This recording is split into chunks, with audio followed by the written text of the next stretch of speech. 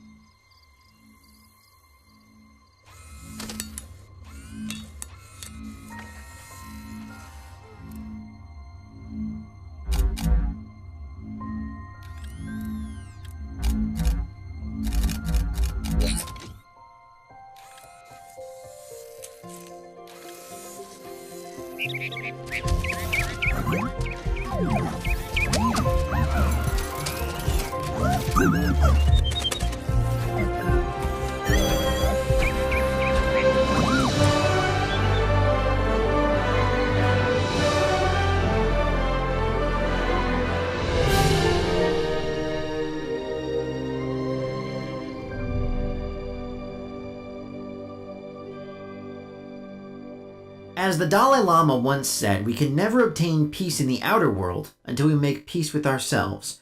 If you're looking for someone at peace with the world and with themselves, the last Bastion's a good example. But there are still other Omnics that are fighting tooth and nail against humanity, and in the cold north of Russia, a woman who turned away from fame is holding the line against them. But that's another story. Hey guys, it's the Friendly Neighborhood Gamer, Doczilla, and I wanted to thank you all so much for watching the Overwatch files. Seeing all the little views climb up on these videos, it makes my heart soar. This is one of the biggest projects I've done lately, and I'm almost done with it. I have almost reached the end of the heroes list of Overwatch. I have maybe 4 or 5 heroes left, including Sombra, if they ever release anything about her, or him, or whoever Sombra's going to be. I might actually supplement that by doing a lore video about Oddball, if you're interested in hearing more about him. I would love to work more with the Asgardian detective who made this amazing commission you're looking at right now of Oddball and little buttons in the corner, of putting together an entire Overwatch file dedicated entirely to Oddball and his story. It means a lot to me that you guys have kept watching this, that you guys have enjoyed this. So keep liking, keep subscribing, keep commenting, keep sharing, and I will keep these videos coming as long as I am able. I have some other projects I'm working on right now too. I'm also working full time, but this is going to be one of my biggest projects going forward, and it's one of the things I'm the most proud of right now. So I wanted to thank you all so much for watching. Thank you all so much for supporting me on this, and I can't wait to see where we go next with this. But that is definitely another story. So until next time, keep on being amazing. This is Doczilla signing out.